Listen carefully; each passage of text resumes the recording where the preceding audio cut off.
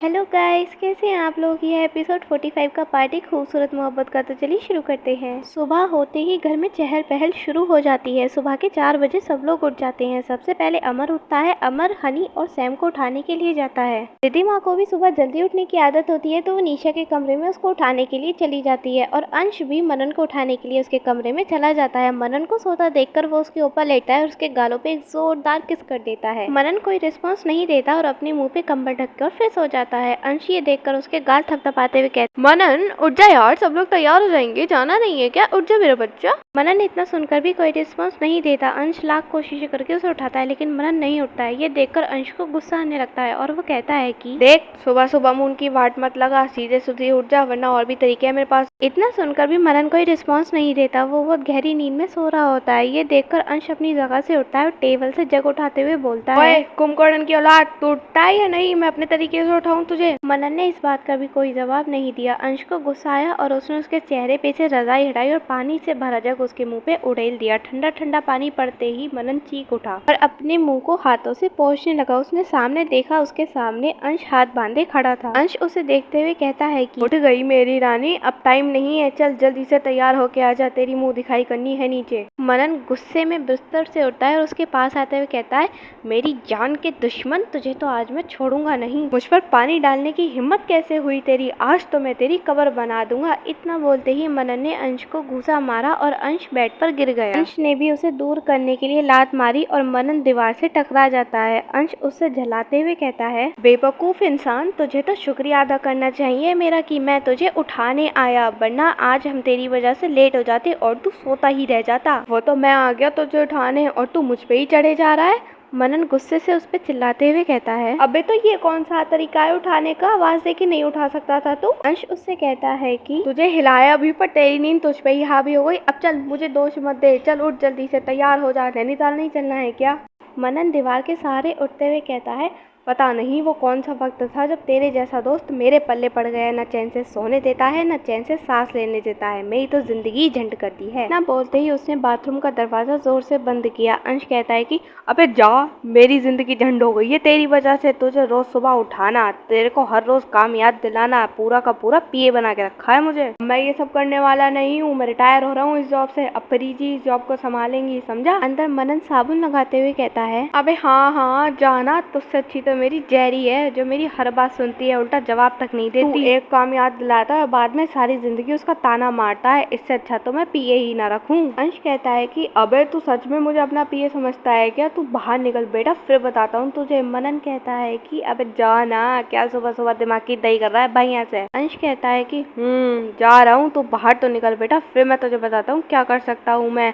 इतना बोलकर अंश पैर पटकते हुए वहाँ से चला गया। मनन भी बड़े आराम से गाना गाते हुए नहाने का मजा लेने लगा। वहीं नीचे सब लोग तैयार हो चुके थे। थोड़ी देर में सब अपना अपना सामान लेकर हॉल में आने लगे। मनन भी वहाँ थोड़ी देर बाद नीचे आ गया और मनाली को ढूंढने लगा। वो उन सबसे मनाली के बारे में पूछने लगा। सब लोगों ने नामे से हिला दिया। मनन मनाली के रूम में आया तो उसने देखा कि वो अभी तक सो रही है। रात को देर तक रोने की वजह से उसे देर से नींद आई थी। उसके पास आया और पास आकर बैठकर उसे आवाज लगाई। मनाली ने कंबल में मुंह छुपा रखा था, इसलिए उसे मनन की आवाज सुनाई नहीं दी। ने उसके चेहरे से उसका कंबल हटाया तो देखकर हैरान हो गया। उसके चेहरों पे आंसुओं के निशान पड़ चुके थे, जो कि साफ साफ दिखाई दे रहे थे। मनन ने मनाली का माथा चेक किया तो उसे बुखार नहीं था। मनन ने उसे फिर से आवाज दी तो मनाली उठ गई। वो उसको अपने करीब देखकर एकदम उठ के बैठ गई। मनन उसको देखकर परेशान हुए जा रहा था। मनन उसे कहता है कि तुम ठीक हो ना, तुम्हारी आंखों पे निशान कैसे हैं और आंखें लाल क्यों हैं, बताओ। मनाली नजर चुराते हुए कहती है कि कुछ नहीं साहब, रात को ठीक से नींद नहीं आई, इसीलिए शायद ये। मनन उसका चेहरा हाथों में पकड़ते हुए कहता है, तुम ठीक हो ना, तुम्हारी तबीयत सही है ना। मनाली कहती है कि हाँ साहब, मैं ठीक हूँ, आप मेरी चिंता मत कीजिए, बस एक बात कहूँ।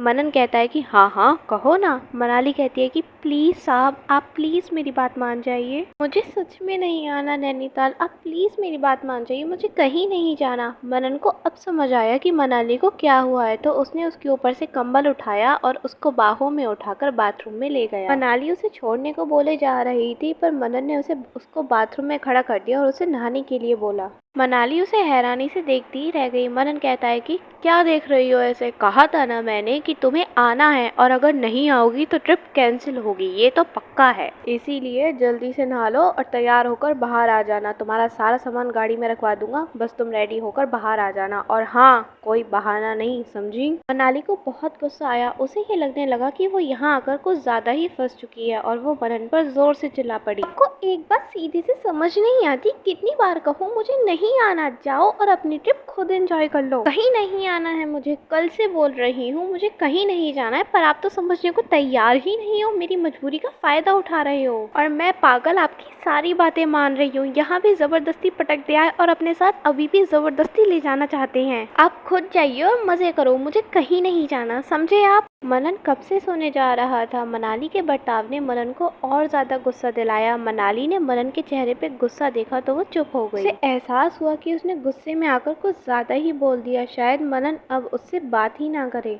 मनन ने बिना बोले बाथरूम के दरवाजे तक आना चाहा तो मनाली उसके पीछे पीछे भागी और उसका हाथ पकड़कर उसे रोक लिया। वो आंखों में आंसू लिए कहती है, सॉरी सॉरी, मेरा इरादा आपको हर्ट करने का नहीं था, बस गुस्से में मेरे मुंह से निकल गया, आई एम सॉरी। मैं आपको ये सब सुनाना नहीं चाहती थी, बस मुझे गुस्सा आया और प्लीज मुझे माफ कर दीजिए। मनन ने मनाली की तरफ देखा और अपने आप से उसका हाथ छुड़ाया। उसने एक नजर मनाली पे डाली और फिर से कदम बढ़ाने लगा। मनाली ने फिर से उसका हाथ पकड़ लिया और कहती है कि सॉरी साहब, मुझे माफ कर दीजिए, मेरी बात सुनिए, प्लीज़ ट्रिप कैंसिल मत कीजिएगा, प्लीज़। सब लोग बहुत खुश हैं इस ट्रिप से, आप मेरी वजह से उनका दिल मत दुखाइएगा।